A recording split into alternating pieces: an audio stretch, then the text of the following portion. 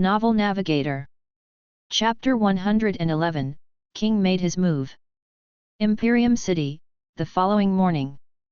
On the high clock tower of the cathedral, a priest climbed up the ladder, and then, after arriving within the golden bell, he picked up a large hammer and began ringing the bell loudly. Its echoing sounds extended to every corner of the city, waking up even the deepest sleepers. The cathedral's doors slowly creaked open, revealing a breathtaking view of the sun rising over the horizon. A bishop stood in the doorway, feeling the sun's kiss on his hairless head. He let out a pleasant-sounding hum and then went by the altar to start the morning service. The cathedral was still empty of parishioners, but the bishop knew they would start arriving soon. It was at that moment that the cathedral's doors slammed shut with a loud bang, startling the bishop and causing him to drop the holy water. The flask of holy water shattered on the cold stone floor, spilling its contents everywhere. The bishop turned over to the door and saw a figure standing perfectly in the shadow of the church entrance. The figure was just standing there, watching the bishop from the shadow. Who is it? The bishop asked, and then quickly snapped 3 of his fingers. A long cross that was as big as an adult male appeared from the air, and the bishop snatched it with great skill. He wielded it around as if the cross were some kind of weapon. "Declare your name in the house of the god," the bishop said coldly. "Violence has no place in here, but it can be used as a last resort if you push me to that point." "Ha!" The figure laughed with his shoulders shaking and appeared amused by the bishop's threat. "Calm down, war bishop. I am not here to fight." "Then why are you here, stranger?" the bishop asked but didn't lower his cross. "You came unannounced to the house of God." "I am sorry." The figure spoke, stretching his words slowly. "I came here to confess my sins." The bishop frowned and eyed the confession booth near the altar. It was empty, as it was not the usual time for confessions. He then pointed towards the booth and said, "Very well, my son. Please proceed." He then focused all of his senses on the figure and its shadow. The figure had to leave the shadow to enter the confession booth. The figure simply smiled and took a step back. It looked like he got sucked into the shadow as the just disappeared, like light being snuffed out. "Where?" The bishop's eyes widened, and he looked around frantically. At that moment, the confession booth's door creaked open and shut down immediately after. The bishop turned to the confession booth, then slowly approached it with a beating heartbeat and opened a door to his own side. Although his side of the booth was empty, there was clearly a shadow of a figure on the other side, separated from it by a thin wood and cloth wall. "What speed?" The bishop slowly closed the door and then sat down on a small seat that was barely big enough for him. "What do you want to confess about, my son?" the bishop asked. "About lying," the figure said. "Lying?" The bishop side-eyed him. "What did you lie about?" "The reason for meeting you," the figure said. "I was not here to confess my sins." "Then what are you here for?" the bishop asked with cold sweat dripping down his forehead. "This confession booth is able to block anyone from eavesdropping, is it not?" "Yes, it is," the bishop said with a loud gulp. "It can also stop Kyrioko from detecting anything inside the booth. You know, walls have ears," the figure said with a chuckle. "I don't want others to learn about what I am going to talk to you about." "Who are you?" the bishop asked. "You know who I am," the figure said. "Take out your pouch." "My pouch?" The bishop frowned and took out a small pouch from his trousers' pockets. It was his money pouch with a humble amount of shine coins inside. The bishop loosened its string and took out a coin from there. It was shining little bit with a certain face engraved to it. "Do you expect me to believe that?" the bishop asked with shaky eyes. "You didn't even show me your face." "It's better if you don't," the figure said with a tone that made it clear he was smiling. "Your eyes will only be used as a weapon against me." "Fine, let's pretend that you are him." The bishop crossed his legs and asked. "What do you want?" The church will send their chosen group to the gathering. I'd like you to put a suggestion of adding another person there. Who? The bishop asked. High Priestess Yu. The figure said, she wasn't on the list. She has to be there. Lady Yu. The bishop frowned. Why? She has her own duty in the imperial city. I'll need her there to change the future. It's the only way to prevent disaster. Future. The bishop shook his head. I am sorry, but I have heard enough. I don't know who you are, Bulletin. At that moment, the door of the booth slammed open, and bright light flooded the booth with a piercing intensity. The bishop was forced to close his eyes, but when he finally opened them, he saw a figure standing in front of him. Its figure was blocking off most of the light, but the bishop could make out the outline of a tall, slender person. At last, he managed to catch sight of his face. You. The bishop looked at the coin in his hand and then at the figure's face. Why you really? Are. He was about to fall down on his knees, but the man then stopped him by holding down his shoulder. It's important. The man said, that you listen to me. Your Highness, she'll be there. The bishop said and lowered his head with a slight panic in his voice. Good. The man said, his voice turning hoarse, older, and more painful. His tall, slender figure slowly shrank as his posture turned hunched, his shoulders drooped down, and his knees buckled under the weight of his own body. It was almost like he just turned older. That's... The bishop whispered in shock. I am sorry, but like I said, your eyes can be used as a weapon against me. You know what that means. The bishop gulped, tears appearing at the corners of his eyes. I am sorry. He whispered. I am as well.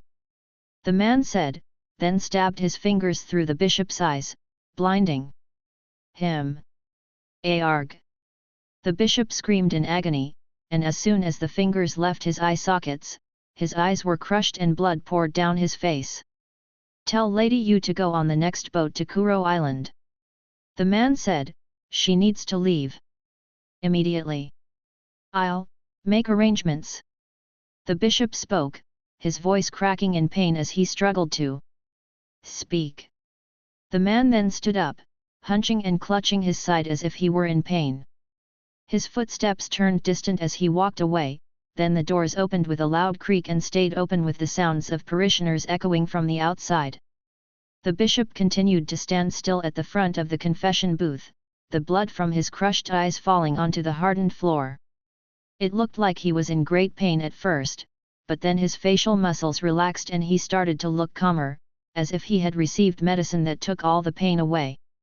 The king made his move. The bishop thought. I am an unfortunate casualty. Originals, such as me, cannot be healed by the magic powers of the flasks, leaving me in darkness for the rest of my life. What will happen in the gathering since even the king made his move? I am fearful for the realm's future. Chapter 112, Seth's Hardships. Waters of the blind sea crashed against the harbor's planked roads, with hundreds of ships docked along the bustling city. Humble-looking buildings were scattered around the fish market and at the ends of the city's narrow, planked streets. Strangely enough, this city's roads weren't made out of cobblestone or dirt but from planks, as if the city were one big dock. It almost felt like a big tidal wave came through, the whole city would float away. Wherever one was in these streets, they would be able to smell the roasted fish and sea salt in the air. It was the fisherman's paradise.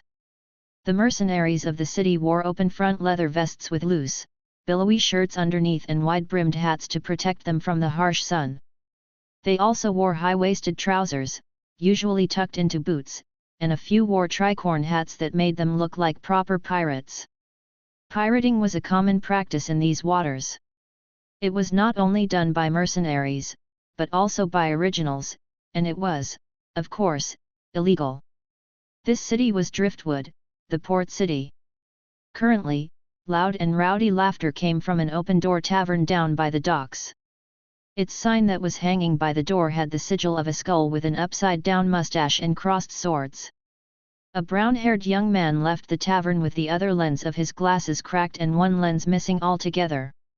His nose was bleeding as well, as if he had gotten punched in the face, which resulted in his glasses breaking.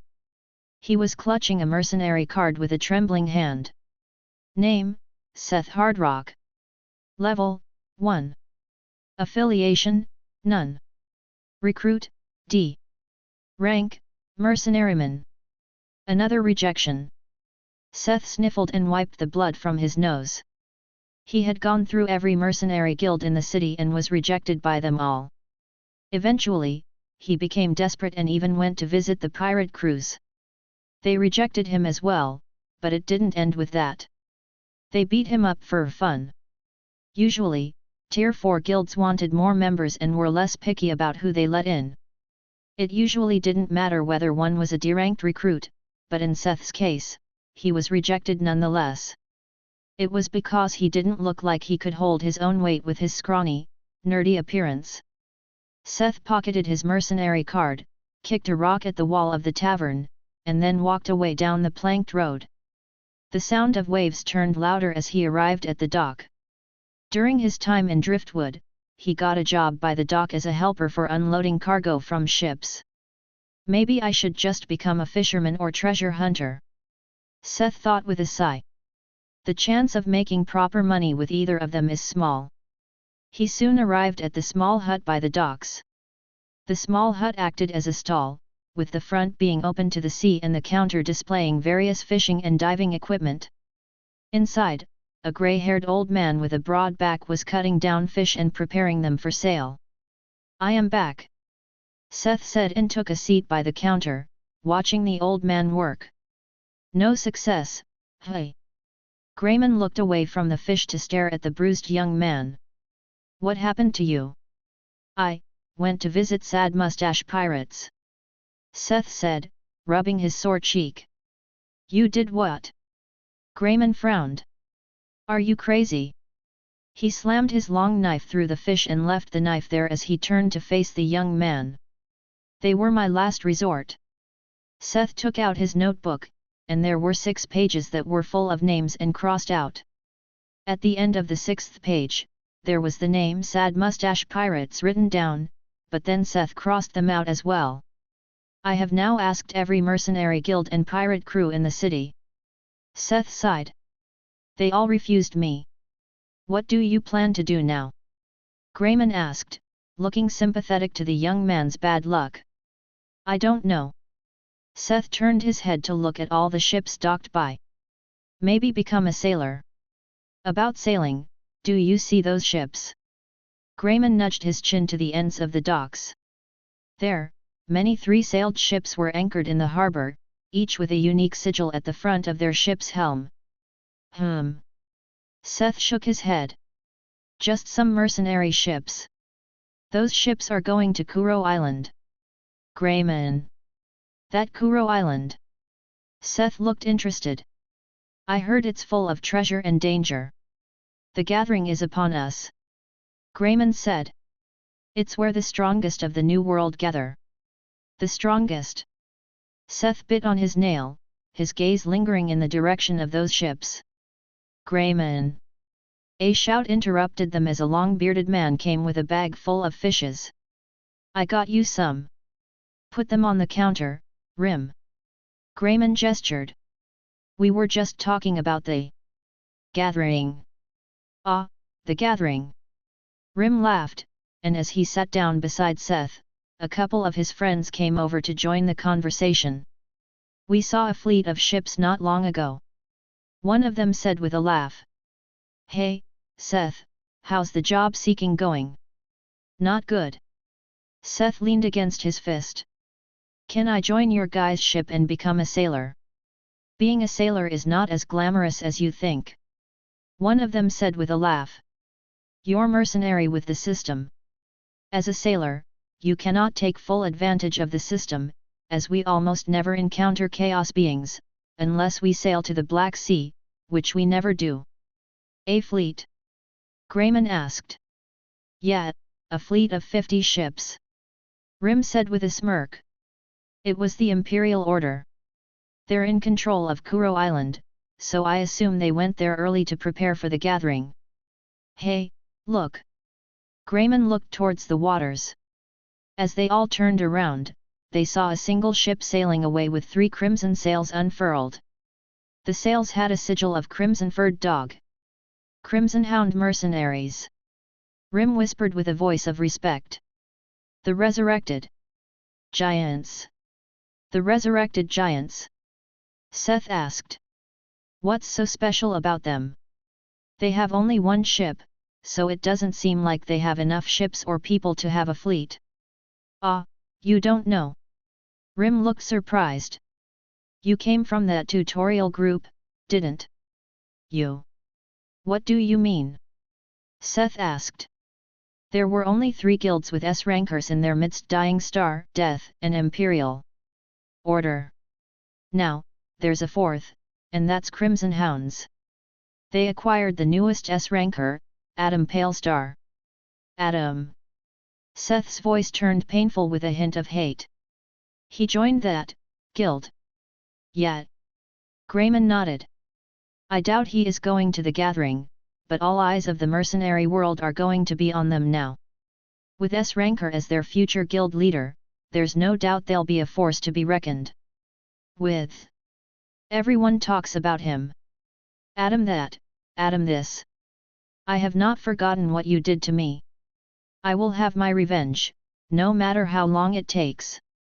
Seth gritted his teeth, but he was helpless as his rival was just becoming stronger with each passing day while he was still stuck at the start line. I can't give up. He thought determinedly and suddenly stood up. Seth. Grayman frowned. The others looked at him with equally quizzical expressions. I am sorry. Seth whispered and then started running, wind rushing through his hair. Seth, where are you going? Their shouts were drowned out by the whistling of the wind. Seth looked straight at one of the black-sailed ships with its black flag waving in the breeze. I'll show you. Without further ado, he ran up the gangplank onto the ship. Grayman and others watched in shock as this ship was already ready to leave the harbor with all of its mercenaries inside. Before they could utter another word, the ship's anchor was lifted and the sails unfurled, carrying it out to sea with Seth hidden inside. What's that fool doing?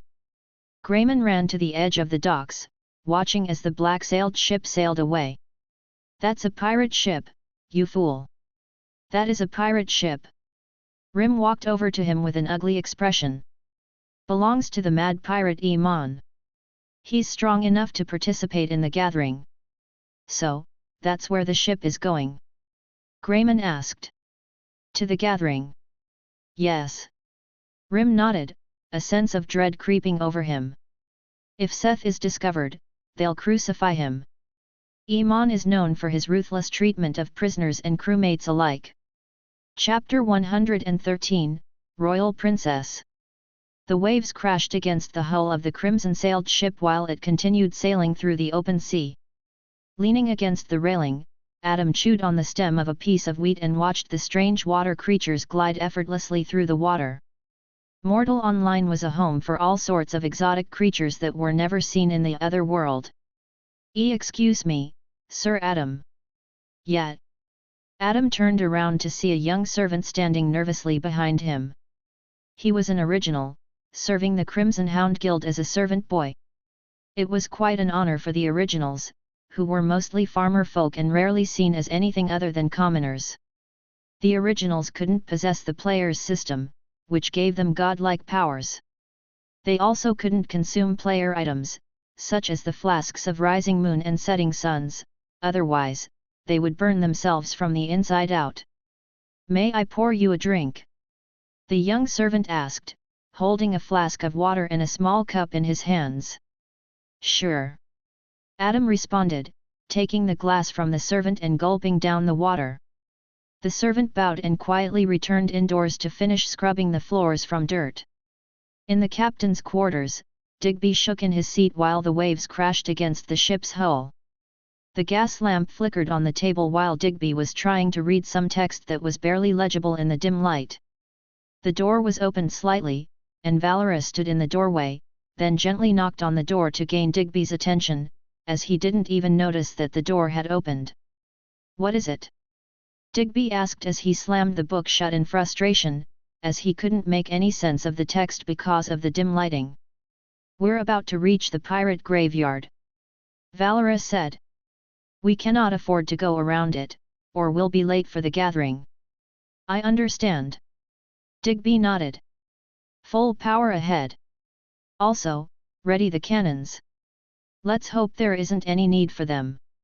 "Yes, Guildmaster." At the front of the ship, its hull cut smoothly through the blue water as it neared the ghostly graveyard. Not even a moment later, planks and barrels collided with the ship. The ship was immediately surrounded by broken ships that had either been sunk by pirates or had crashed into rocky formations that peeked from beneath the surface. It suddenly turned dark as ships that were 3 times the size of the ship loomed overhead, casting a shadow over the crew. However, they seemed abandoned, as they simply sailed past. "Ha ha ha!" Laughter, strange laughter. The mercenaries on board looked around the ghostly graveyard and slowly unsheathed their steel from their scabbards. Digby raised his head and walked out of his quarters, his eyes looking around while his senses had already been stretched to their limits. He tried to find the source of the laughter with his Kiryoku, but was met with a deafening silence. "Your touch was cold," a woman's voice came right beside his head, and then a purple-haired woman with pinkish skin placed her head on his shoulder. "I am freezing." Valera came rushing in with a rageful gaze and swung her sword at the woman, but she simply floated away with an umbrella in hand. The umbrella in her hand continued spinning as she hovered in the air, laughing at Valera's failed attempt to attack her. Her purple hair cascaded over her shoulders, which also had a quite peculiar shade of pink mixed in. She was dressed in a light pink dress with intricate lace on her sleeves, twirling gracefully as if she were performing a dance in the sky. "Valera, stop!" Digby ordered with cold sweat glistening on his forehead. Valera lowered her sword, her eye twitching as she could feel the strange woman's smirkful gaze piercing through her. The woman stopped twirling the umbrella and landed on the roof of the captain's quarters with a graceful flourish. She sat down, her exposed, pale white legs dangling over the edge. "May I ask the reason for this visit, miss?" Digby asked with a slight bow. "Royal Princess." "Royal Princess." Valera's eyes shook. "A variation of the Royal Prince rank that is only given to female mercenaries. It's high enough rank to have audiences with King himself. 1 rank above Prime Mercenary, a rank that has been Digby's dream for years." "I was merely flying by," she said with a giggle. "I don't have a ship, YC. I just have my umbrella." "And you found us?" Digby asked. "I happened to," she said with a sweet smile on her rosy lips. "My hand was getting tired, twirling this umbrella around. I came to ask for a ride." "You are going to the gathering?" Digby asked. "Yes," she said. "My guild is full of mean people. They left me behind just because I overslept, forcing me to fly all the way there. We can give you a ride if you desire so." Digby said, put one hand on his chest, and bowed. "We are happy to help those in need." "What's this guild?" she asked with a smile. "I apologize, the sigil on the sails don't seem familiar." "Crimson Hounds, miss." "Ah." Her face beamed up, and she looked around the deck in excitement. "Is he here?" "Who?" "Adam." She stood up and twirled the umbrella, causing her to fly down to the deck. "I heard. He is also coming." She landed on the deck and walked past the mercenaries, who gave way and stepped aside. All the mercenaries around her were way taller than her, but for an odd reason, she gave off more pressure than all of them combined. She was about to walk past all the mercenaries, but one of them didn't move aside and blocked her path with her hands on her waist. Lucette stared down at the strange woman and puffed her plentiful chest. The woman raised her head and smiled at her with two canine teeth peeking from her mouth. Well, what do we have here? You just happened to encounter us?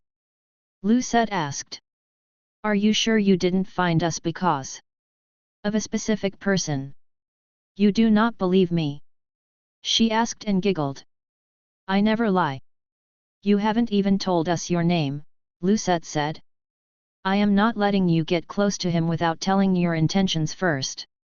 Oh, a protective mother, she giggled and said, my name's Amela, and I assure you, my intentions are purely innocent. You're from Monstrum, aren't you? Lucette asked and pointed at her own face. Based on your pink skin. So what if I am? Amela asked with a tilt of her head. Honestly, I don't trust your kind. Lucette said, crossing her chest over her breasts. That's rude, Amela said with a pout. Can you move out of the way? I just want to see him. No. Lucette, it is fine. Adam touched her on the shoulder, nodded at her with a reassuring smile, and looked at the pink-skinned woman. All right. Lucette looked at him with a soft gaze and stood aside, but she stayed close. Enough to protect him if needed. To her, Adam was the future of the guild. Nothing could happen to him. It was unacceptable. Amela looked up at him with a smile. You look quite ordinary.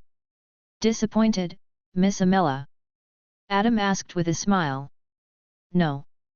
Amela replied with her smile growing, I find ordinary people to be the most extraordinary. Chapter 114, Dark Star. Amela hummed herself a song while sitting on the railing, her legs dangling over the edge of the ship. Adam stood behind her, watching the waves crash against the hull. The other people on board were doing their own things, but they sometimes turned their heads in their direction, wondering what they were talking about. Lucette was talking with Digby and Valera, not happy about Amela's presence. After all, the blind sea was a large open sea, and she didn't believe Amela found them by mere coincidence. It's about to rain. Amela said and put umbrella over her head. You may join me, Adam, under the umbrella. Adam nodded and carefully sat on the railing, his hands clasped tightly around the metal bars. Their shoulders touched as they huddled underneath the umbrella. Amela closed her eyes with a smile on her rosy lips. Rumble. The sky rumbled, and then dark clouds began to pour rain, just like Amela predicted. It started with a soft drizzle but soon turned into a heavy downpour. Everyone on the deck rushed indoors, except the two who were sitting under the umbrella. I like rain. Amela said, and she put her hand out to feel the raindrops on her skin. I feel like it's cleansing my soul. I prefer to stay dry. Adam said and caught some of the raindrops. I do like water, but I don't like getting wet. Amela smiled and turned to look at him with her pinkish eyes. Adam also turned his head toward her. Their eyes locked. Neither of them moved an inch. Your eyes tell me that you know who I am. Amela said. However, I don't recall meeting you. Amela Darkstar, Adam said. Guildmaster of the Shattered Shields. You're knowledgeable. Amela giggled. You know more about me than I know about you, Adam. What do you wish to know? Adam asked. Where your loyalty lies. Amela said with a smile. You know, my mother is Arya Darkstar, Guildmaster of Darkstar, one of the 7 ancient guilds. I am aware. Adam nodded. You seem to be aware that our meeting here was no coincidence. Amela smiled with an intrigued expression. A while back, I felt a tickling sensation on my neck. Adam touched the back of his neck. It was your Kiryoku, I assumed. Interesting. Amela kicked her legs back and forth playfully. Good senses. Did your mother send you here? Adam asked. Yup. Amela nodded. I have to listen to her orders or she'll marry me off to the king like she did with my sisters. Yeah, I heard about that. Adam said with a sympathetic smile. Your mother sent 10 of her daughters to marry the king, so that they would have his son one day, with the blood of the world's greatest genius. Yep, I was supposed to also get married to him, but I ran away because I didn't want to be a part of that plan. You grew powerful enough to make your own guild to avoid the marriage, but she is still ruling over you. It is what it is. Amela twirled the umbrella around, which made all the raindrops scatter in every direction. You know why I am here. I'll join whatever faction the Crimson Hounds go to. Adam said. They're basically part of the Imperial Order's faction because of Samuel. Amela said and looked at him. You must make them join the Dark Star faction. Your mother was against me becoming an S-ranker. Adam said with a smile. Now she wants my help? Funny. You didn't realize it, but there was political reasoning behind even that decision. She said. A single S-ranker can shift the balance between factions in the New World. They can sense that war is imminent, and they have been preparing for years. They don't like that there is another trump card in play. They don't care about my potential, but the title. Adam said. S-rank means power and influence. There are guilds that do not wish to go against S-rankers because of their potential, but instead wish to make friends with them. That's right. If they chose to bestow me with the title of A-ranker. Adam chuckled. I wouldn't have nearly as much influence, even if I had the potential of S-ranker level. This title is everything. Is that no? Amela asked. My mother will not be pleased. I am not giving any answer. Adam said. If I do, she'll just send assassins to finish me off. I see. Amela lowered her head and softly closed her eyes. She stopped kicking her legs back and forth. The umbrella slipped out of her hand and landed on the ground with a soft thud. The rain fell over them with a heavy downpour. Adam frowned as the rain continued to soak his clothes. My mother gave me another order. Amela's eyes fluttered open. And what is that? Kill you. Amela's nails grew into sharp knives, and she plunged her hand deep into Adam's chest, bursting through his heart. Cough. Adam coughed out blood and fell off the railing into the cold, dark waters below. Splash. The large waves took his body elsewhere while the storm grew hectic and the sound of thunder turned deafening. Amela looked at her bloodied hand, and the nails shrank back into her skin. Slam. The doors were flung open by a powerful force. You. Digby's thunderous roar echoed throughout the ship like the clapping of the gods. With his long sword in hand, he appeared over Amela like a flash of thunder and struck his sword down upon her. She, with a low gaze, snatched her umbrella from the deck and deflected the long sword with its unfurled canopy. The canopy was shaded with her craft deep purple with slight hints of redness. What did you do to him, you monster? Digby screamed. While he was dining inside, he felt Adam's aura grow weaker and almost vanish completely. He knew something had happened. No. Lucette walked indoors with rain mixing with her tears. I knew it. She must have killed him. I can't sense his aura anywhere. Fucking monstrum whore. Valera screamed and drew her sword. Every member of Crimson Hounds surrounded Amela from every direction, their faces red with rage. This happened on their home turf, basically. This was one of the biggest humiliations of their lives, with the crimson cloak on their backs. They finally acquired a monster with a limitless amount of talent that could bring their guild to the top, and now he died during their watch. Why? Digby asked while staring at the pink-skinned woman. Do you think this will be left unpunished? The king himself wanted him there, and you slayed him. Do you think your guild will survive this? I had to make a choice. Amela said, and using the umbrella, she started floating up. I did not want this. If you want to blame someone, blame my mother. Lucette, don't let her escape. Valera screamed. I won't. In Lucette's hand, a wand made out of black wood appeared. Its tip was already glowing. Prison of Martyrs. A prison made out of black energy bars started to appear all around Amela. It only took a split second to appear, and they started to close in on her. However, before it could finish closing in, Amela flew out of the trapment from the small opening that hadn't closed in yet. The prison finished closing in, but there was no one inside. It took less than a second for the prison to finish materializing, but that was too long, as Amela immediately reacted. No wonder why I couldn't sense her aura before. Digby's eyes shrunk. Her Kyryoko has reached level 4. Amela swung her umbrella in a wide arc and created a wave of water with length of 30 meters that loomed over the ship like a giant shadow. Digby swung his sword and cut straight through the wave. The wave exploded into thousands of tiny droplets, drenching everyone on deck.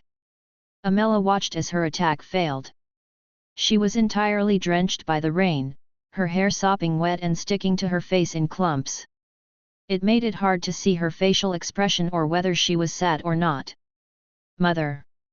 Chapter 115, Transformation Magic.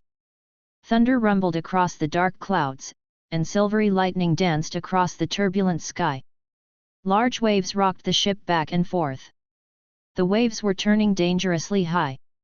The mercenaries, with crimson cloaks on their backs, launched their attacks throughout the air. Amela pointed her umbrella, with the canopy in front, towards the attacks and twirled it around, which caused a gush of wind that sent the attacks away from her. Arg! Digby used his super jump, appeared behind her, and brought his sword down towards her back. The sword cut through her dress and left a bleeding wound on her pink-skinned back that didn't have any previous scars. Ah! Amela plummeted down towards the raging waters below, but then she took a hold of her umbrella and opened it just in time to slow her fall and safely land on the surface of the sea. At that moment, a tall, 5-meter-high wave came behind her, enough to engulf her completely. Her eyes opened in surprise, and she quickly closed her umbrella and fell down to the sea with a loud splash. The wave landed at the side of the ship and almost made it capsize, but a few mercenaries were able to hold onto the railing and steady the ship. Where did she go? Valera shouted. Does anyone have eyes on her? Everyone was looking over the railing, but no one saw anyone in the water below. Digby landed back on the deck with fresh blood dripping down from his cold steel blade. Guildmaster. Zahn came to him with his sword drawn. Good hit. Do you think she is dead? Unlikely. Digby said. I now know a few things about her level of 3 powers. Oh. Others looked at him. She has clearly reached level 4 in Kiryoku. It basically allows her mind to expand further. She can also separate her mind from her body and that way she'll be able to see everything that's happening near her. All sneak attacks are usually impossible against them. However, it looks like she had just recently reached level 4, her control is lacking, and she can't properly use it in battle. Her level of magic is still unknown to me, and her craft is powerful, having almost reached red. Can you sense her with your Kiryoku? Lucette asked. We can't let her escape after doing this. No, I couldn't sense her before, and I can't now. Her level of Kiryoku is higher, so she can mask her aura from me effectively, and she knows how to mask her attacking intent. Can you sense her emotions? Anything? Nothing, Digby said. We only have our eyes and ears to rely on. Kuro Island, town of Kuroshima. A large, red tent stood tall in the center of the town square. It was raised high with ropes and wooden stakes, making it larger than any other building in the town that was built with bamboo and thatched roofs. Inside the tent, a candle flickered in the middle of a circular rock table with a map of the entire island engraved on the table. In a fur-covered chair, a pink-skinned woman with angry-looking eyes and long purple hair sat, enjoying a fresh cup of rock moon tea. She enjoyed herself, sitting in the chair that was clearly designed to be used by the highest-ranked members around. Other chairs around the table were much less ornate and comfortable. It was just rocks shaped like throne chairs. At that moment, the tent's flap opened, and a pale-skinned man entered with silver earrings peeking underneath his wild, curly hair. Zephyr. Arya raised her cup of tea and giggled. I didn't expect you to arrive second. You are sitting on the king's seat. Zephyr said. No matter how many daughters you are sending in Moriarty's way, you won't become queen of anything. I don't see the king anywhere. Arya looked around the tent with an ignorant expression. Do you see? I saw his fleet docked. Zephyr said with a frown. Are you saying he didn't come after all? I don't see his highness anywhere, ha! Arya said with a smirk and took a sip. I guess his highness is too busy to grace us with his presence. Has the crimson cloaks arrived yet? Zephyr asked. Crimson hounds? Arya smiled and shrugged her shoulders. I haven't seen them. If that's all, I'd like to finish my drink alone. Zephyr moved his green cloak with elegancy to the side and left the tent. Arya lowered her cup to the table and gazed out at the air with lost thoughts. Daughter, don't you dare to fail me. Digby stood on the deck while the waves crashed against the ship. He didn't seem fazed by the storm that had completely surrounded them. Ha! Moriel let out a deep sink and carefully backed off from the railing. Boss, I think something is wrong. I feel something as well. Digby said with a frown. I just don't know what it is. Should we leave? Moriel suggested. We can't. Lucette screamed. We'll have to kill her first. That's right. Valera said. This is not only about Adam. We'll be laughing stock of the gathering if we let this go by. While they started to argue, Digby closed his eyes and felt something strange. What's this? Something deep. Something old. This aura is coming from under. Thump. It looked like something exploded underneath the ship, and then it suddenly jumped with a loud noise and flew for a short distance before crashing into the ocean's rageful waves.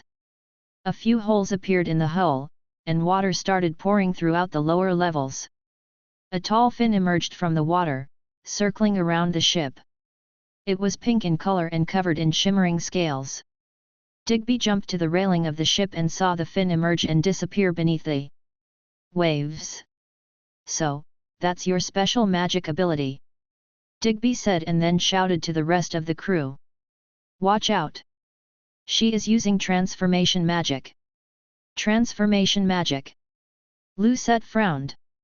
The rarest kind of magic skill. With transformation spell scroll, one can transform into the creature of the scroll. At that moment, more of the pink-scaled creature appeared from beneath the waves, making it clear what kind of creature it truly was. Great shark. The shark appeared beneath the waves, but strangely enough, there was a person stuck on its back, her arms stuck in between its scales, held by the shark's flesh. It almost looked like Amela's arms were wrapped around the shark's molten flesh. Her eyes also seemed unfocused, as the shark's eyes had turned into her own. The shark raised its jaws and let out a guttural growl, then took a large bite off the ship's wooden railing. Digby jumped over the large shark with a great leap and went straight for Amela's real body, his sword already heading in her way. The sword was about to behead her, but then Amela's body moved like boneless jelly, and she dodged the blade at the last moment. After his sword missed the target, Digby jumped off the back of the shark while the creature returned to the sea. That's bad, he thought with an ugly expression. Somewhere in the blind sea's pirate graveyard. The waves crashed against the rocks while washing away the destroyed ships and their remains. While the storm continued to wreak havoc, a wave carried a body onto one of those rocks. The body was that of a young man, drenched in salt water and seaweed, with a lanky build and a ragged crimson cloak draped around his shoulders. Ah! The young man gave a weak groan, sounding like he couldn't breathe properly, and then using his dirty fingers, he clawed himself up the rock, just enough for him not to get washed away by those waves again. Crack! A single crack sounded. The young man turned around, lying on his back while facing the rain and the dark clouds. He made his armor vanish, leaving himself only in his vest and billowy off-white shirt. After unbuttoning the vest, he pulled out a necklace from beneath his shirt. It had a strange amulet connected to the end of it, and now it cracked wide open. Whew! Adam took a deep breath and held the amulet close to his heart. Chapter 116, The Battle on the Sea. The servant boy dragged his feet through the water while using a bucket to carry the water out of the lower levels. The ship continued to get heavier, and if it continued like this, the ship would sink. Ha! Ha! The servant boy rushed up the stairs with a bucket full of water, then tossed the water overboard into the sea. He immediately returned to the lower levels, but then suddenly the ship started to tilt to one side. The servant boy lost his footing and tumbled down the stairs, landing in the water below with a loud splash. His head hit something hard, and a deep cut formed on his forehead, causing blood to trickle down his face. The servant boy raised his head out of the water, gasped for air greedily, and saw the surroundings spinning around him like a whirlpool. The fight between the pink shark and the mercenaries raged outside. It was a level of fight that he had never witnessed before in his life. Am I going to die here? A terrifying thought surfaced in his mind. Again, the ship tilted to one side as the shark outside crashed into the hull. A man-sized hole appeared on the hull, with water rushing in at an alarming rate. The servant boy got submerged again, and because of the wild current, he couldn't control himself and got pushed out of that hole into the ocean. The servant struggled to swim up, his oxygen rapidly depleting. No! At that moment, he saw a large shadow loom over him like a shadow of death. When he turned around, he came face to face with the pink-scaled shark with the jaw of a predator. It was staring straight at him. No! The shark swam through him and swallowed him whole. The servant boy vanished into the mouth of the shark, never to be seen again. At the same time, several attacks cut through the water and struck the shark from all sides. However, its scales managed to nullify most of the damage. Amela, stuck on the shark's back, also seemed to struggle to breathe. Realizing that, the shark emerged from the water again. On the board of the ship, mercenaries continued screaming while delivering their attacks at the shark. The ship's about to sink. There's a big hole in the lower levels. Lucette, go cover it. All right. Lucette ran to the lower levels and jumped into the water there. Ignoring the powerful current, she found the hole and started waving her wand around. A bubble appeared in the hole, blocking it off and preventing any more of the water from pouring in. She waved her wand again, created a bubble in the air, and made the water in the lower levels float up towards the bubble. The bubble grew in size as more water got sucked inside. Soon, the water was completely gone from weighing the ship down, but it was inside the bubble that was already the size of a van. Lucette waved her wand and pushed the bubble out of the hatch and into the deck. She followed behind the bubble that now floated right above the ship. I have an idea. She shouted and brought the bubble of water towards the pink-scaled shark and dropped it over Amela. She got drenched even further and almost choked on seawater. The pink-scaled shark growled in anger and rammed headfirst into the hull of the ship. The ship began to tremble as the impact caused a loud creaking sound. At the depths of the shark's mouth, a pinkish light began to appear that soon filled up its mouth. She is about to use her transformation creature's magical ability. While the transformation magic was already powerful, each creature also had their own magical ability that was unique to them and often unpredictable. From the shark's mouth, a beam of pinkish light shot out and headed straight towards the ship. It cut through the waves like a hot knife through butter. Brace for impact! Valera and others shouted. While others grabbed something to hold onto, Digby jumped off the ship with a sword poised in front of him and appeared in front of the pink beam of destruction. Atom Slasher Ultimatum. The sword sliced through the beam, cutting it into thousands of tiny pieces and deflecting them in all directions. As Digby was about to fall into the sea, he suddenly put his feet against the ship's hull and used it to propel himself back into the air with a powerful leap. Super jump! He appeared over the pink-scaled shark, his eyes focused on Amela's unfocused figure. The shark suddenly submerged, and not even a second later, it leaped out of the water with its jaws wide open, flying in Digby's direction. Its dark mouth started glowing with pinkish light, its large teeth turning pink as well, and then it clamped down on his leg, tearing through his skin with ease. Arg! Digby yelled in pain as the creature pulled him under the water. Guildmaster! Digby! Valera shouted and was about to jump after him, but was immediately stopped by others. Valera, don't! It's suicide to fight her in the water. Your guildmaster is in danger, fools. He can manage.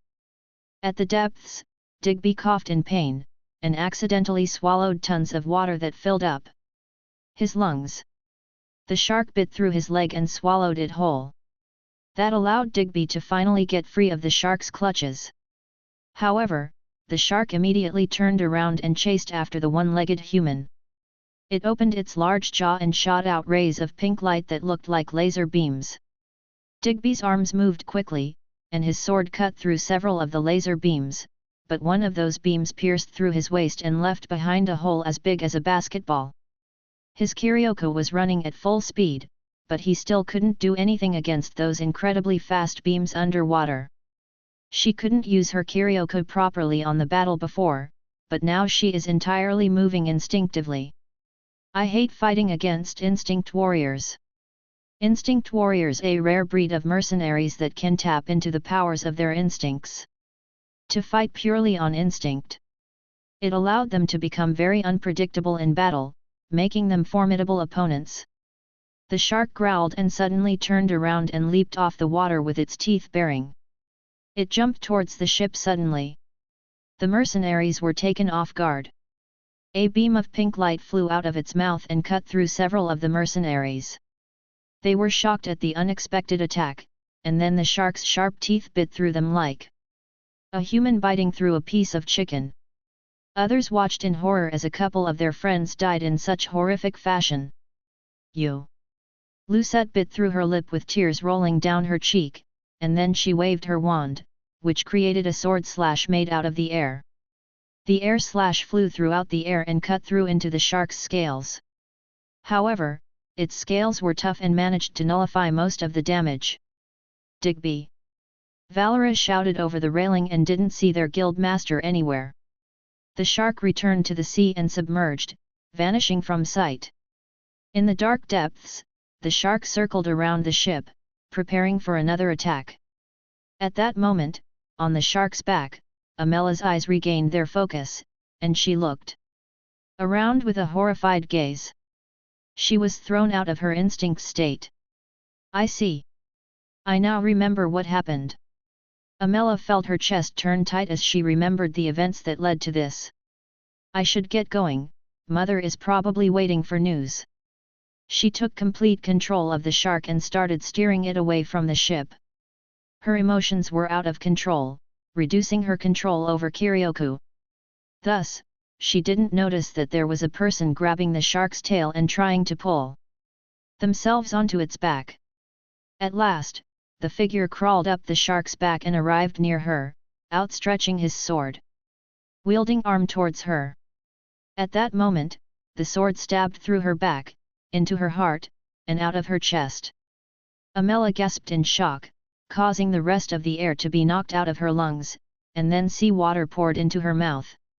She turned around and saw Digby, bleeding all around the place, but still managed to deal the finishing blow. No. No. No. No. No.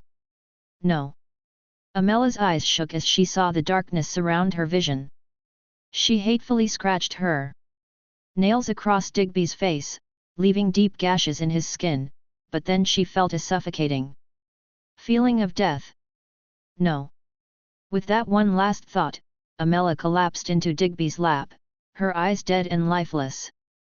The pink-scaled shark stopped moving and started floating back to the surface like a floating balloon. Chapter 117, The Cold, Wretched Rock. Splash! From the dark sea, Digby emerged with a dead body in his arms. He landed on the deck of the badly damaged ship and dropped Amella's lifeless body to the deck. Guildmaster. After seeing their guildmaster return victorious, they smiled and cheered. Lucette and Valera looked at Amella's lifeless body with hateful gazes. It brought them little comfort knowing that she was finally dead, as they lost a way more valuable member to her. Digby. Zahn heartily laughed. You killed a royal princess. Lucky, Digby said. Her emotions were not in the right place. Her focus was elsewhere. In other circumstances, I might be the one dead on the deck. That's what he says, but Digby's strength is extremely close to that of the royal prince. Valera thought. Sadly, when he goes to do a promotion test, he never performs to his full potential because of his performance anxiety and fear of failure that hold him back. What will we do now? Zahn asked. Our losses are. I know. Digby sighed. We still have to go to the gathering. We'll have a word with the council and find out her identity. With such strength, she cannot be some nobody. Lucette said. She might be guild master of Tier 1 guild. If she is, we might be facing war. Digby said. Let's talk with the council first. She attacked us first, after all. Will they believe us? Depends. Digby then turned to the helmsman of the group. Can this ship last till we arrive at Kuro Island? Barely, yes, if we don't encounter any sea creatures. The helmsman said. We'll have to pay for repairs there. All right, set a course for Kuro Island. As everyone else began examining the damage to the ship, Digby returned to his quarters, took a seat behind his desk, and brought out a bottle of rum. He took a long sip, then poured some into a glass cup, and then brought out two different flasks, the flask of the rising moon and the flask of the setting Sunday. He poured both into the same glass cup, then mixed the three drinks together and took a deep breath before downing it all in one go. The gaping hole in his waist seemed to close up, the flesh beginning to knit back together as the magical elixir worked its healing powers. From the stump of his separated leg, buds of new skin started to grow, slowly but surely regenerating the missing limb. Damn it! Digby cursed under his breath and pushed the desk away in frustration. The desk collided with the door, and the loud bang echoed through the room. Ha ha ha ha! His low-sounding laughter echoed across the room.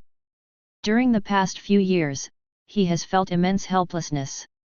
He could feel himself reaching his limit and knew that there were only a few years left before he reached it. He wanted a successor. Crimson Hounds needed a successor. Finally, his wishes came true in the best way possible. His guild acquired an S rank. It was ridiculous how quickly everything changed. He didn't think, even in his wildest dreams, that S ranker would want to join his humble Tier 2 guild. Yet someone did. I didn't deserve it. Digby thought out loud and drank more of the rum. I finally woke up from the dream, hey? My strength is feeble, if only I could reach the royal prince. The next promotion test was in a month's time. It was perhaps his last chance. The gathering was the last chance for him to grow in strength. Digby opened his system and looked at how much he needed to level up. It was too much. He just finished killing the royal princess, which gave him some experience, but there was still a long way to go. After all, the leveling up system changes once one reaches royal mercenary rank. It wasn't a matter of experience points anymore. It was a percentage system. One had to reach 100% to level up to the next level. It didn't increase based on how many chaos beings one killed, but rather how strong one was. It all mattered: weightlifting to increase strength, running to increase agility, becoming a better swordsman, etc. Learning the three powers was the fastest way to gain experience percentage. After Digby killed Amela, he did, in fact, acquire a few percentages for killing her. During the fight, he became stronger. Digby had been stuck in level 30 for 5 years already. The percentage moved at such a slow pace.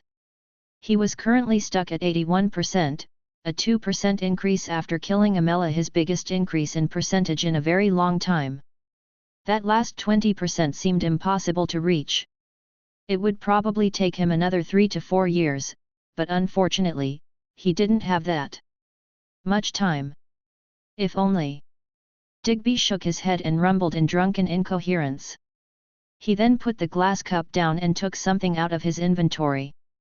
It was the transformation magic scroll of the great shark. My magic strength is not the best, but I would still be able to learn this. The creature might not be as strong as Amela's, but it doesn't hurt to have another trump card in store. He opened the scroll, and a beam of light entered his head through the forehead. He received instructions to learn the transformation magic skill. Somewhere in the blind sea, the wind howled like a banshee and made the falling rain feel like icy daggers as they pelted against Adam's skin. He was sitting on the rock, shivering in his soaked clothes, while the endless sea surrounded him. Half of the rock was submerged, and he was barely sitting on the dry edge. It was cold, freezing cold. Shit. Adam's voice trembled. He couldn't just log off and return to the comfort of his warm home.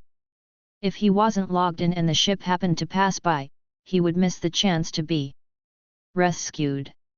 During the gathering, the pirate graveyard received the most ships during that time. Without the gathering, this treacherous part of the sea might stay empty for several months. Thus, if Adam missed his chance to be rescued, he might not be able to leave this wretched rock for a very long time.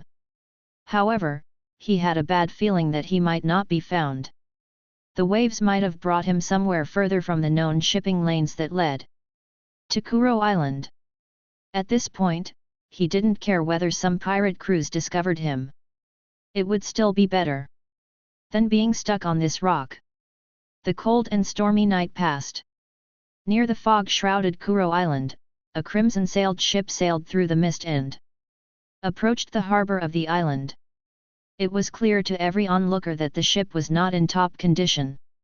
It had holes, barely patched by a weak sailcloth, and there was a smell of decay that seemed to emanate from the vessel. At the harbor, many eyes turned to the crimson-sailed ship. They knew it was the ship of famous Crimson Hounds, a guild that was rather unknown before with only some fame in Dawn Watch. Now, it was as famous as the top guilds in Imperium City. After all, it was a guild that had a rare S-ranker, Adam Palestar. On the dock of the harbor, an old man clutched his cane while watching as the damaged ship slowly docked at the port. The old man's eyes looked worn out. Something happened. Chapter 118, The Red Tent. An anchor dropped from the crimson-sailed ship, sinking down into the murky depths of the ocean. After lowering the gangplank, the crew started to depart from the ship with their packed bags on their backs. Some didn't take anything with them except their stuff on the inventory. There was a crowd gathered near the ship, a small crowd, barely 15 men and women. They were here to see the new S-ranker, as they had heard news of him coming to the gathering. However, as more and more people departed the crimson-sailed ship, they looked confused and puzzled, as they didn't see anyone that fit the description of the S-ranker. There were wild rumors about Adam's appearance, like he was a giant of nearly 3 meters, had the rugged appearance of a merciless warrior, and had eyes as cold as ice, but they were obviously aware of the truth. There was a sketch of his real appearance, a young man of the early 20s, a pale face with gentle features, navy eyes, and black hair that had desperate need of a cut. None of the people that left the ship fit those descriptions. Perhaps he didn't come after all. A thought shared by most of the crowd folk. Digby, ignoring the crowd's curious gazes, led his guild down the planked path towards the small hill that went up all the way down to the town of Kuroshima's doorsteps. That walk came to a sudden stop as there was a person sitting on the planked road. His hands clutched a wooden cane that was spiraling. The elderly man's head was bowed, and his body seemed too weak to carry him any further. "Mister, do you need help?" Lucette hunched in front of him with a gentle smile on her face. "Ah." Corey tried to speak, but his voice was barely a whisper. Lucette wondered who he was and why someone would take an elderly man such as himself to this dangerous island. It looked like he was at death's door. Lucette, Digby touched her shoulder and looked at Corey. I am sorry, sir, but we have some urgent things to attend to. But, Lucette whimpered. Can we leave him in such a state? Whoever brought him here will take care of him. Digby said, heading past the old man, and others slowly followed after him. Lucette bowed her head to the old man, apologized to him with a low-toned voice, and then hurried to catch up with Digby. You lost your S-ranker, did you not? Digby's feet came to a stop. He turned around. The old man had turned his head around as well, staring at them with piercing eyes that seemed to see right through them. Who are you? Digby asked. There was something wrong with the old man. Digby couldn't put his finger on it. It had something to do with his eyes, the fake acting, and the aura. The aura made it feel like the old man should be dead. That's why Digby thought he was dying and came to the gathering as his final wish. However, now he wasn't so sure about it anymore. Aish, my name's Corey. The old man pushed himself up with the cane and walked to them slowly, the cane tapping on the planked road. You were acting? Lucette asked with furrowed brows.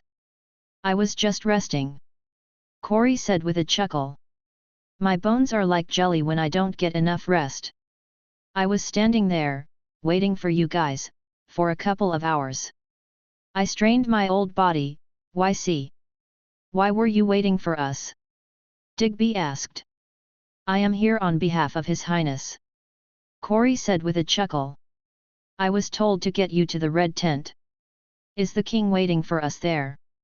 No. Corey shook his head. Others are, though. So, follow me. With that, he walked past the confused members of the Crimson Hounds and slowly made his way up the hill. The cane tapped against the planked road, but then they entered the dirt road, and his cane no longer made a sound. An incident happened. Digby said.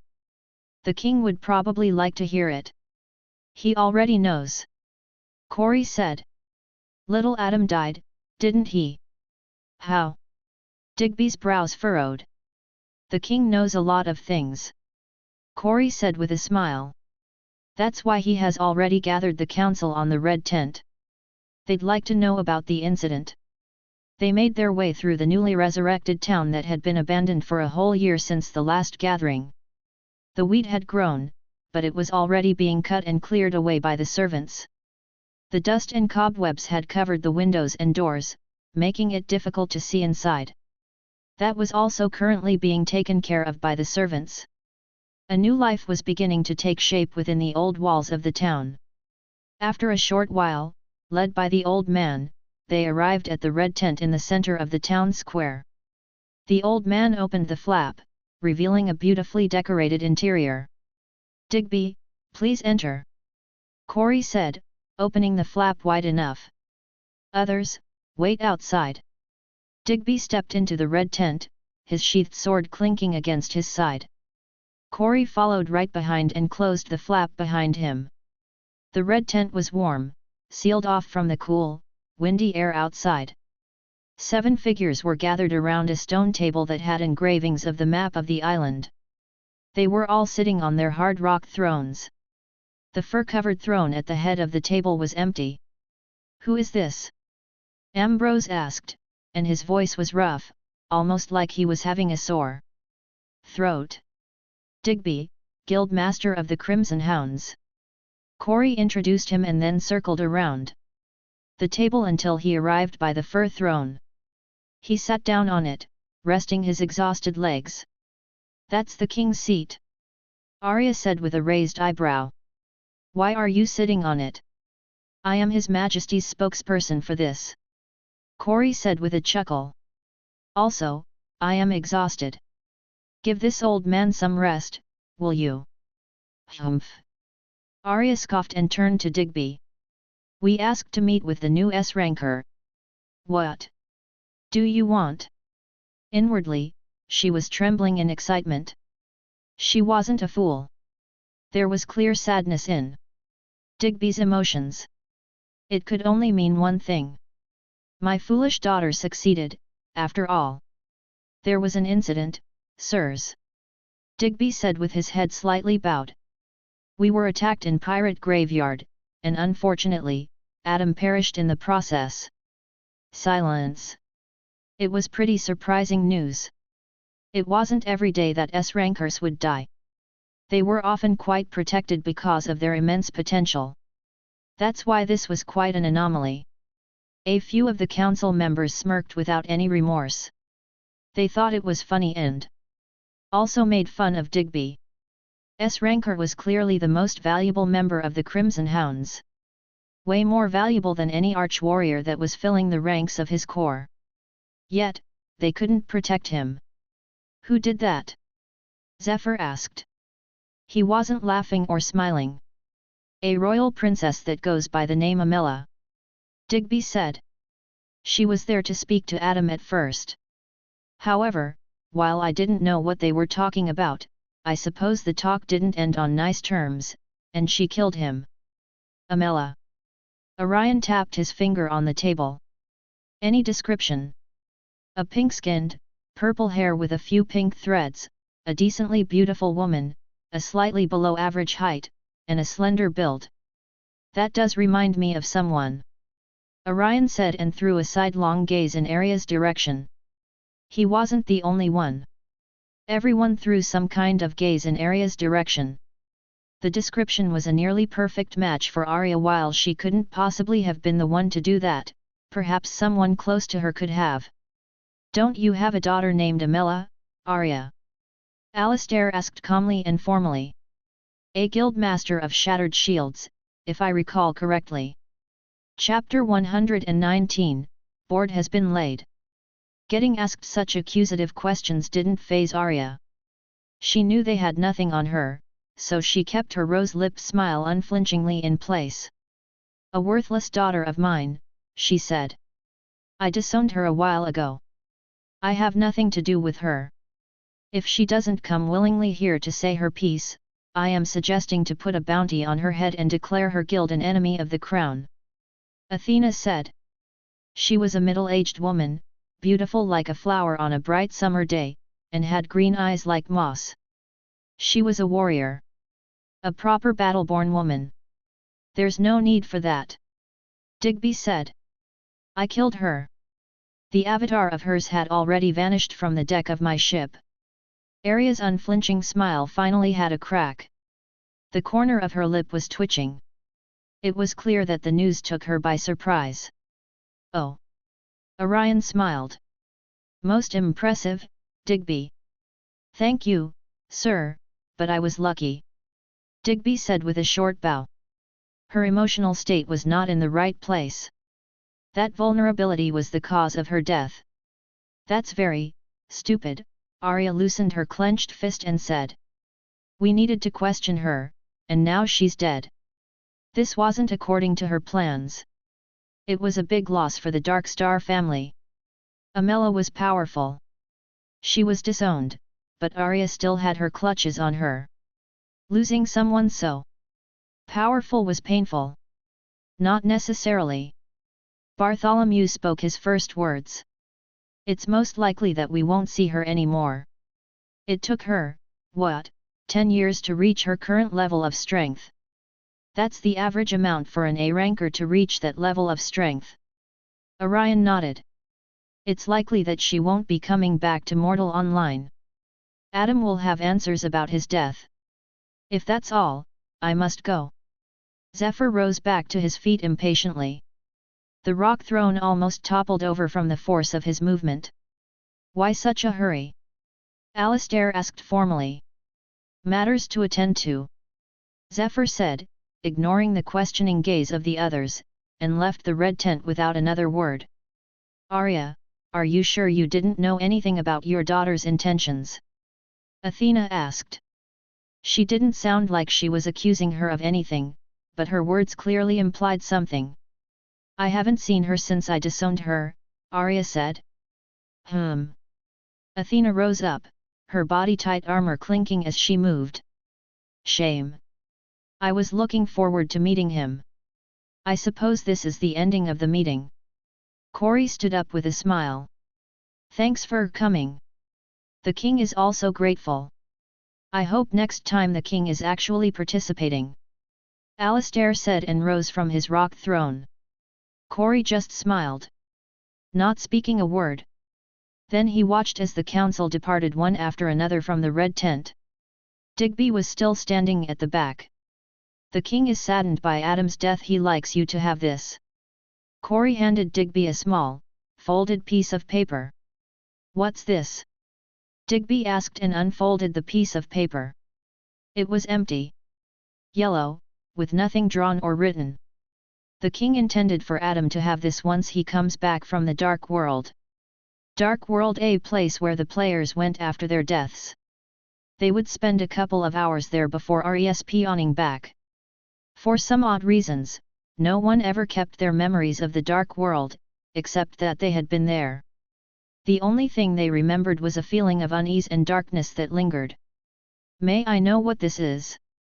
Digby asked and stored it inside his inventory, where it would be safe from prying eyes. A map of the God's Wood, Corey said. The living place of the only chaos beings inside these walls. It's a good place for Adam to go if he wants to grow stronger quicker. This is incredibly valuable. Digby said with clear surprise. Why would the king give this to him? I suppose he is feeling guilty about getting him killed. Corey said with a smile. After all, he invited him here. The map will show the safe and danger zones of the God's Wood. Corey said. Do not let him enter any of those danger zones. It's too early for him to go there. I'll keep that in mind. Digby said. Corey then tapped him on the shoulder, then, with a cane in hand, left the red tent behind. Digby opened the flap, saw his guild members patiently waiting outside, and after seeing him, they asked about what they were talking about. He didn't feel like talking about it yet and instead told them to get settled in the inn. The others, slightly disappointed but understanding why, nodded and headed towards the inn. The town was full of inns, as it was clear that thousands of mercenaries would stay there during the gathering. Sigh. Digby sighed as he trudged along behind them, his heart heavy with the weight of today's events. He could feel stares on him. It felt like everyone was staring at him, mocking him for losing a rare genius of Adam's caliber. It wouldn't take even a day for the rumors to spread across the mercenaries like a campfire. He would become the laughingstock of the entire gathering. Digby raised his foot as he was about to follow his guild. He then noticed that he had trampled over a flower. He quickly bent down to pick it up. It was a delicate white lily, its petals crushed and wilting under his boot. A white lily, dead yet alive. A white-sailed ship with 3 masts docked by the dock. It was enormous, like a floating fortress on the water. Its gangplank was lowered, and hundreds of white-clothed, veiled figures disembarked in. Silence. They were the Church of God Almighty's chosen disciples. Hidden behind the veils was a necklace of silver chain dangling from their necks, and each link bore the face of a saint. The crowd of onlookers didn't know how to react after seeing them. The power of faith was both dangerous and awe-inspiring at the same time. Zealots, such as these veiled figures, were not to be trifled with. They would kill for the sake of their faith without a second thought, no matter if that happened in the New World or the Other World. At the back of the veiled zealots, a veiled woman stepped down the gangplank. She was clearly gorgeous, no matter if the veil obscured her features. With a flower bouquet in her hands, she captivated everyone around her. The silver hair cascaded down her back. She was big-chested and dressed in a flowing white gown. The crowd only needed a glance to know who she was. A famous figure around the New World and its surrounding seas. There weren't many who hadn't heard about her world-famous beauty. While she was original, her beauty had even reached the eyes of the other world. Pictures of her spread across the internet. Lady Yu, the High Priestess of the Church of God Almighty. Lady Yu has arrived. Corey was standing in the middle of a rocky cave, staring at the entrance. of the cave, which was obscured by a canopy of twisted branches and vines. Water splashed behind him. There was a small hot spring. It was steaming, filling the cave with a warm mist. In the hot spring, a man with short-cut blonde hair soaked leisurely, his naked body hidden in a thick layer of steam.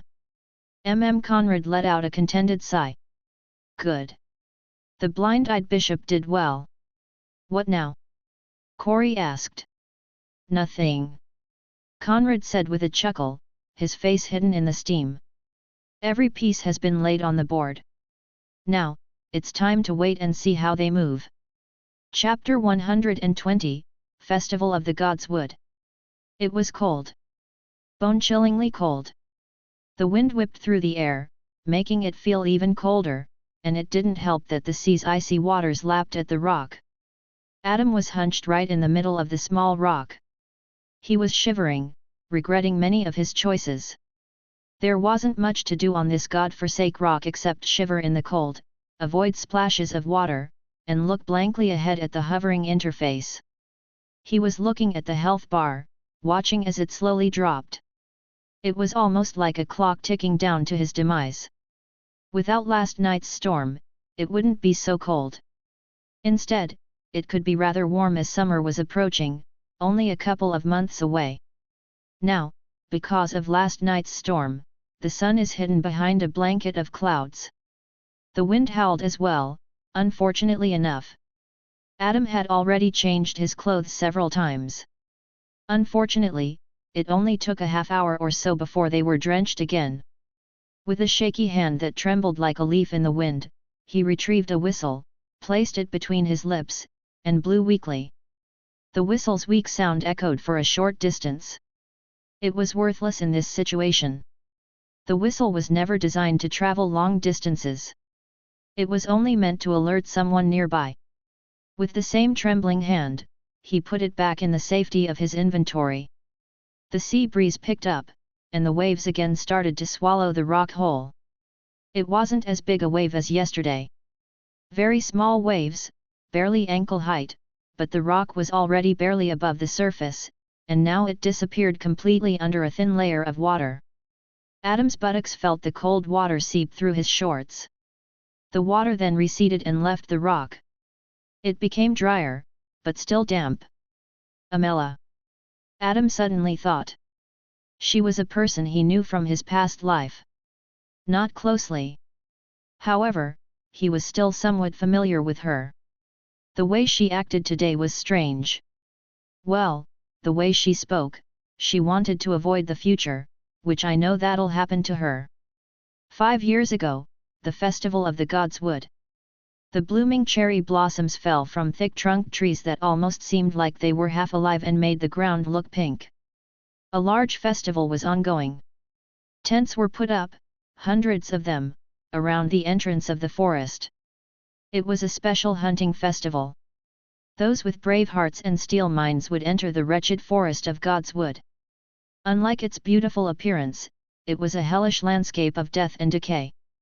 Those with brave hearts and steel minds would saddle up on their horses and join the hunting party. They would go to the depths of the God's Wood in hopes of slaying a famous god beast, Kal-i Avan. A golden tent was put up at the center of the festival area. It was the tallest, most glorious, and longest tent of them all. A banner of the imperial order swayed in the gentle breeze of spring. The leaders of a dozen different guilds were gathered inside. They would be representing their guilds at the hunting party. Whoever gets the final kill on the god beast will also receive all glory. Therefore, it was also a competition. The flap of the tent suddenly opened, and a mature-bodied woman entered, her long, purple hair cascading down her back. She walked rather slowly.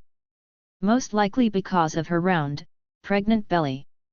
Beside her beauty, her pinkish skin also took the attention away from the guild masters. "Thanks for coming, sires." Amela spoke with a weak-sounding voice and took a seat at the head of the table. "Where's the king? He was supposed to be here."